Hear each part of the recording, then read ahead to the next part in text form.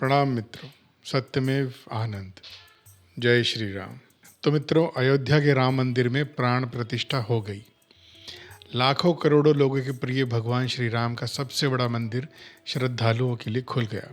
पूरे देश में श्री राम नाम के भगवा झंडे दिखे। वहीं कई प्रश्न भी उठे कि इस मंदिर की ज़रूरत ही क्या थी। आओ इस प्रश्न का उत्तर दिए देता हूँ। जय श्री राम।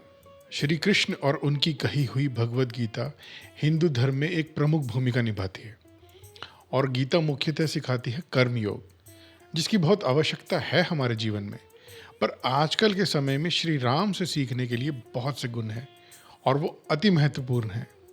उन्होंने कोई शिक्षा बोलकर नहीं दी, उनका तो जीवन ही उनकी शिक्षा है। सौम्यता, त्याग, विनम्रता जैसे गुणों की शिक्षा राम कथा से ही मिलती है। आज की अंधी दौड़ में इन्हीं गुणों की तो उपेक्षा कर रहे हैं हम, और यही कारण है जीवन में असंतोष और कड़वाहट का। इन गुणों को हमारे जीवन में वापस लाने के लिए नितांत आवश्यक है कि राम कथा को हमारे दैनिक वार्तालाप में वैसा ही स्थान मिले जैसे गीता को मिला है। कई दशकों पहले दूरदर्शन पर रविवार सुबह देखी जाने वाली रामायण ऐसा करती थी, पर आजकल ऐसा नहीं हो रहा है। इसीलिए ज़रूरी है कि एक भव्य राम मंदिर हो, इतना भव्य कि लोग उसे देखने के लिए दूर दूर से आएं। युवाओं और बच्चों की जुबान पर राम का नाम हो। वो केवल गीता के कर्म योग और महाभारत की चतुर नीतियों को ही नहीं, राम कथा की मिठास को भी समझें, हनुमान की भक्ति को भी जानें, लक्ष्मण और भरत के अपने भाई के प्रति प्रेम को भी अनुभव करें। एक भव्य राम मंदिर हमारे मन में श्री राम के प्रति गर्व और आदर को जगाएगा। जय श्री राम। और एक बात, कृष्ण, गणेश, महादेव, बजरंगबली, इन सब के बड़े बड़े मंदिर और तीर्थ हैं, पर श्री राम का ऐसा कोई महत्वपूर्ण मंदिर नहीं होना चाहिए। और अगर उनका कोई सबसे बड़ा मंदिर हो तो वो कहाँ होना चाहिए बताओ? अयोध्या के सिवा और कहाँ? और अगर अयोध्या में होना है तो और कहीं क्यों? वहीं अगर सबको लगता है कि वो जगह ही राम जन्मभूमि है तो है। हजारों वर्ष पहले की घटना का कोई पक्का प्रमाण तो मिलेगा नहीं। ये सिद्ध करने की बात नहीं, ये तो श्रद्धा की बात है। इतना कुछ हो गया उस जगह के लिए, तो अब किस बात का संशय? एक सबसे बड़ा राम मंदिर बनना था तो अयोध्या में उसी जगह तो बनता। निसंकोच उत्सव में भाग लो। अगर अभी भी विरोध कर रहे हो तो बंद करो, आनंद लो। जय श्री राम। कुछ लोग प्रश्न उठा रहे हैं कि भारत धर्मनिरपेक्ष देश है, सरकार को किसी धर्म विशेष का साथ नहीं देना चाहिए, किसी मंदिर मस्जिद के लिए सहायता नहीं देनी चाहिए। तो कहाँ दे रही है? लाखों श्रद्धालुओं के चंदे से एकत्रित की हुई राशि है, क्या समस्या है?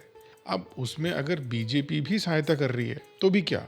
एक राजनीतिक पार्टी कुछ भी करे, भारत सरकार नहीं कर रही। सरकारी खजाने से खर्च नहीं हो रहा। टैक्स भरने वाले अगर अलग से चंदा दे रहे हैं तो ये उनकी भक्ति। जय श्री राम। अयोध्या में तीर्थ यात्री और पर्यटक आएंगे तो वहाँ की अर्थव्यवस्था सुधरेगी, पर चलो उस बात पर बात नहीं करते। आज बात सिर्फ भक्ति की ही करते हैं। अयोध्या का नाम और प्रसिद्ध होगा, पर चलो उस पर भी बात नहीं करते। जय श्री राम। क्या इसमें राजनीति है? हाँ, कुछ राजनीति तो है ही। चुनाव आने वाले समय पर ही मंदिर खुला, थोड़ा आधा अधूरा, फिर भी शुरू हो गया। पर राजनीति तो होती ही है, कौन नहीं कर रहा? कोई मंदिर बना कर रहा है और कोई उसका विरोध करके। और विरोध से याद आया, अगली बात इस विरोध की ही करते हैं। जय श्री राम। एक बात उठ रही है कि वहाँ हॉस्पिटल बना दो, स्कूल बना दो। ये एक ऐसी बात है जिसका कोई उत्तर नहीं बनता। बात ही ऐसी है। स्कूल हॉस्पिटल की दरकार तो है ही, हमेशा रहेगी। पर मैं पूछता हूँ कि फिर चांद पर मिशन क्यों भेजा? उन रुपयों से भी हॉस्पिटल बन सकता था। गणतंत्र दिवस पर परेड क्यों निकालते हैं? खेल कूद के आयोजन क्यों होते हैं? कोई भी त्यौहार क्यों मनाते हैं? जब तक पर्याप्त हॉस्पिटल ना बन जाए तब तक कुछ और क्यों करते हैं? क्योंकि इन चीज़ों का अभी अपना स्थान है, अपना महत्व है। खुशियों का, भावनाओं का, श्रद्धा का अपना स्थान है। ये मंदिर श्रद्धा के लिए बन रहा है, बस बात को समझो। अस्पताल बनाना है तो बिल्कुल बनाओ।